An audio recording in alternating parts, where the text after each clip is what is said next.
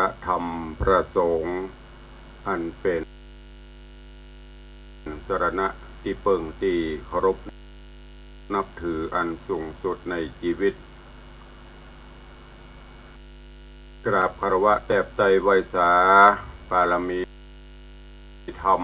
พระมหาเถรานุเถระเจ้าคณะพระสังฆาธิการภิกขุสงฆ์องค์สามเณรเจ้าจุตนจุองค์ด้วยความเคารพโอมพุทธบริษัทตินจองห้องวัดจุหนุ่มเท่าใจยิงขอน้อมต้อนรับทุกท่านเข้าสู่รายการมรดกธรรมกำเมืองทางเฟซบุ๊ก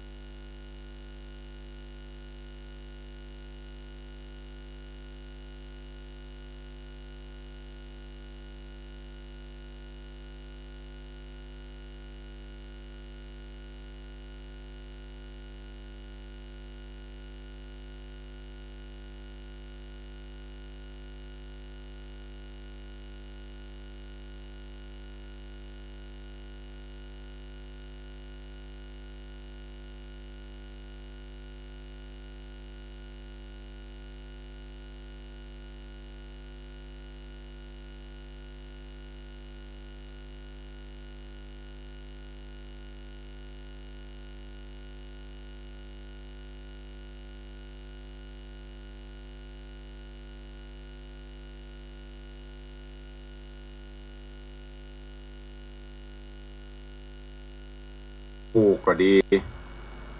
ซึ่งหลายๆท่านโดยเฉพาะต่างหน้าจอ Facebook ไลฟ์อู้ลองพอฝรั่งอู้กำไทยอู้ภาษาอีสานภาษาเมืองห้องเพลงคล่องแคล่วแม้แต่การกราบการไหว้ตรงกันข้ามหมู่เฮากับปากันไปอู้ภาษาอื่นกันไปเห็นนักแล้วก็เอามาผสมปนเปกันเป็นภาษาแกงแคอย่างยกตัวอย่างเราเคยได้ยินลูกหลานเยาวชนรุ่นใหม่อู้กำเมืองผสมไทยโอ้บ่เคยเห็นกำเตื้อของเจนี่บ่เคยเห็นนี่เป็นกำไทยภาษากลางถ้ากำเมืองเฮาก็เพิ่นจะเฮาโอ้บ่เคยหันจะอี้กำเตื้อฟังแล้วมันแน่นจ่วย แน่นอกแน่นใจกำเมืองเฮาอย่าง รองเท้ารองเท้านี่เป็นภาษากลางภาษาได้ภาษาไทยสากลแต่ข้ากำเมืองเขานี่เกิบเนี่ยดกฟังมันเตอะเมื่อบเล่นนะเกิบ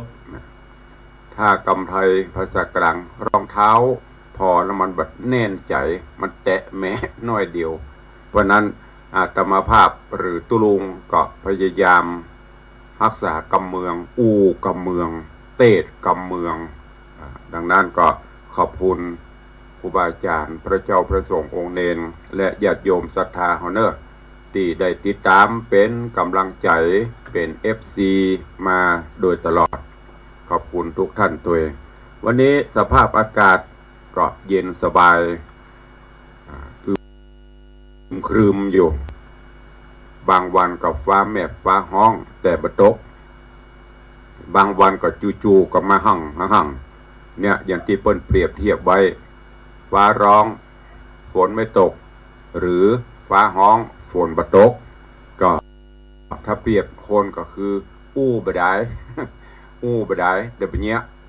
ว่าเขาเปิ้นติฉินนินตาเปิ้นหูหมดแต่ตัวเก่าบ่ทำเนี่ยเปรียบเสมือนฟ้าห้องแต่ฝนบ่ตก บางวันก็มันมีปีมีคุยลงมาหั่งนี่ก็หมายถึงคนเปรียบเทียบคนก็คือบ่อู้นัก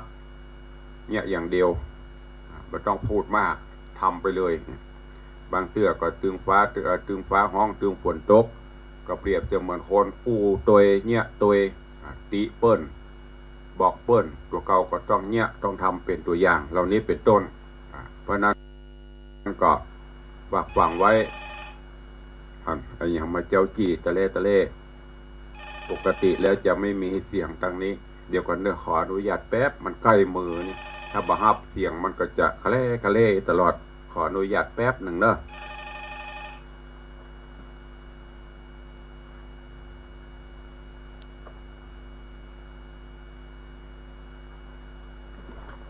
เอาพอลุกไปฮับก็ดักปิ้งมันเป็นจะด้วยนี่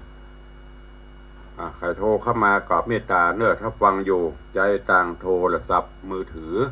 เพราะว่าต่างโทรศัพท์วัดโทรศัพท์บ้านโทรศัพท์สายตรงจะอยู่ห่างจากมือตุลุงไม่ได้เอาไว้ใกล้โต๊ะทำงานแต่ได้ยินเสียงอยู่ก็วันนี้มาฟังกันต่อ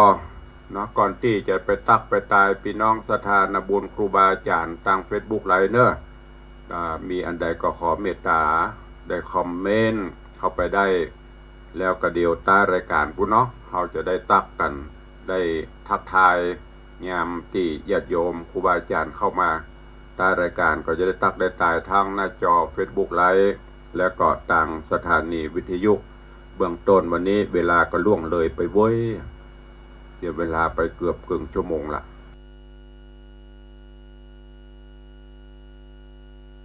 ก็ฟังน้ำฟังธรรมกันเฮียก่อนแล้วก็เดี๋ยวก้อยมาแจ้งข่าวสารก้อยมาอูมาจ๋ากับญาติโยมศรัทธาเรื่องราวของพระธรรมเทศนาปืนเมืองเหนือที่ได้นำมาเทศนาให้ฟังเรื่องหงหินวรรณกรรมพื้นบ้านล้านนาพระธรรมเทศนาได้เทศนามายังถึงผูกยังผูกทวนที่6แล้วเนอะผูกทวนที่6ละแต่ว่ากระเทศมาถึงธรรมดากุมารหลังจากที่ได้รับอาสาเขยพญาเจ้าเมืองถึง6 คนไปติดตามเอาแม่ย่าเท่าซึ่งแต่ที่จริงแล้วก็เป็นอุบายของพ่อพญาเจ้าเมืองวรันตป๋าที่จะทดสอบความสามารถของลูกชายหรือว่าเขยถึง6 คนที่เบื้องต้นนั้นได้เอาความดีความชอบว่าได้ปราบปรามฆ่ายักษ์ซึ่งแต่แล้วไม่ใช่เป็นฝีมือตัวเก่า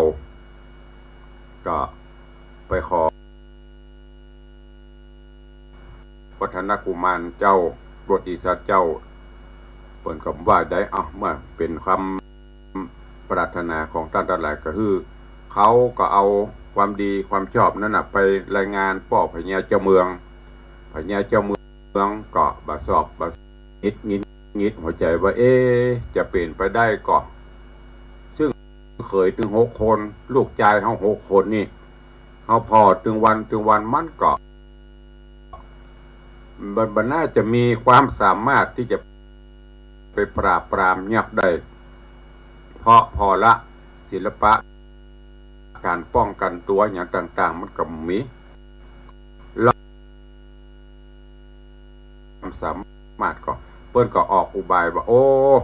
เคยถึง6 คนเนี่ยประเด็นนี้นะแม่เท่าอันเป็นแม่ของป่อนะประเด็นนี้ปัดพรากจากกันมากับเมินนักเกผีดิบกับประจัดในป่าผีดิบในป่าเขาลำเนาภัยพุ่นนะป่อก็ค่อยหันว่าเปิ้นอยู่สุขสำราญบ้านใจอยู่ก่อเป็นจะได้พ่องขอให้ลูกเนี่ยลองไปติดตามไปเอาแม่เท่ามาให้ป่อกทำเอาแล้วกำนี้เจ็บงีบมี2 งีบแต่หมู่6 คนนี่เจ็บถึง8 งีบมันมีศิลปะการต่อสู้มันมีความสามารถอย่างสักอย่างก็มาแปลงหน้าเศร้าเงาหงอยเลยขึ้นไปขึ้นมาลองไปเพาะไปเปิ่งตุ๊กตาก็คือวัฒนกุมารที่ช่วยเหลือของก่อนเมื่อไปขอจะนั่นโพธิสัตว์เจ้าก็เป็นผู้ที่มีเมตตาสูงฮับอาสาแต่จะได้บ่ได้บุคคลเนอะเฮาก็จะลองไปจากนั้นก็ป้ากันไปดังที่ผูกก่อนได้อารัมมบทให้ฟังละครั้นมาถึงตอนนี้ปรากฏว่าด้วยบุญญาบารมีโพธิสัตว์เจ้าวัฒนกุมารก็ไปพบไปปะแม่เท่าแตะตีเมืองผีดิบลู่แย่งเอามาจนได้แล้วก็นำปลาปิกมาตั้งเก่าก็มาแวะฮับเอาเมียที่เมื่อคราวก่อนเดินทางไปนั้นผ่านบ้านผ่านเมืองต่างๆเมืองยักษ์เมืองเย็นโดยบุญบารมีก็ได้ไปฮับกับลูกสาวพญายักษ์อาทิจุลกันธาปทุมมาวดี มุขวดี3 คนก่อนตอนปิกมาด้วยอนัตสัญญาที่ฮื้อกันไว้ก่อนว่าถ้าปี้ไปพบไปปะไม่เท่าแล้วปี้ก็จะปิกมาฮับเอาน้องสีครองบ้านเมื่อประสบความสำเร็จเปิ้นก็บ่ลืมคำมั่นสัญญาปิกมาฮับเอาอันเนี้ยญาติโยมทั้งหลายก็เป็นข้อคิดอย่างหนึ่งโดยเฉพาะคำมั่นสัญญาหรือสัจ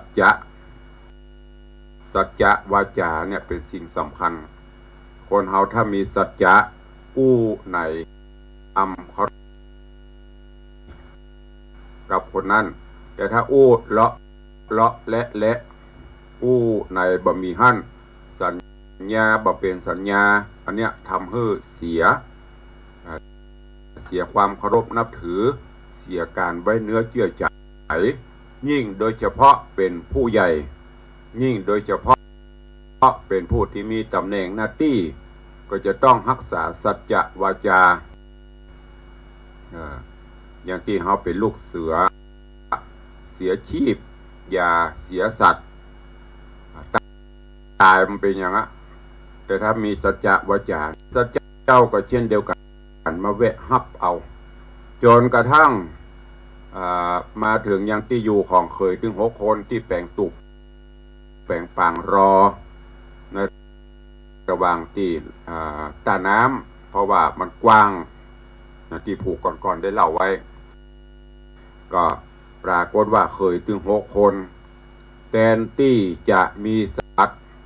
พอหันได้ไม่เท่ามาแตะข้าเปิ้นโพธิสัตว์เจ้าแล้วก็ลู่ญาติเอาไม่เท่าไปถวายพญาเจ้าเมืองเพื่อที่จะเอาคุณงามความดีความชอบ เนี่ยญาติโยมทั้งหลายยิ่งปัจจุบันสมัยการปัจจุบันที่สำยิ่งประเภทเหล่านี้จะมีนักหมู่บุญมาโล่นลัดอย่างกำเมืองเขาพูดว่านะเอาความดีความชอบใส่ตัวเอาความชั่วเขาเปิ้ลก่อนนั้นมาถึงตอนที่หลังจากที่เขาลู่ยิ่งแยกเอาแม่เท่าไปแล้วก็ปล่อยให้โพธิสัตว์เจ้าล้มสยบกายท่าน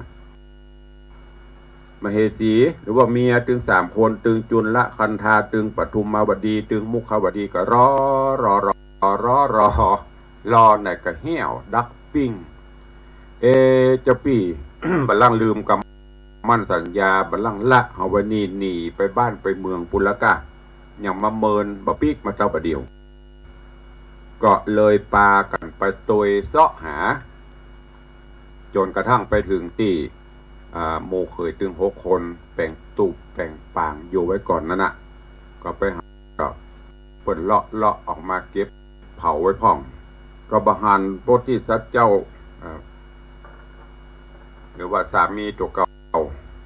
โดยเสาะไปสมาจนกระทั่งไปปบไปปะวัฒนกุมารหรือว่าพญาวัฒนกุมารสยบเต่าตายต่างก็ป้ากันมาห้ำมาให้ปริเวทนาเรื่องราวของหงส์หินยักษ์เป็นจะได้นิมนต์และเจริญพ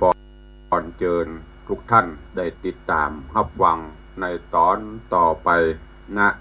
โอกาสบัดนี้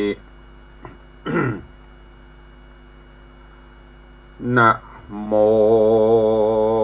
ตัสสะภะคะวะโตอะระหะโตสัมมาสัมพุทธัสสะ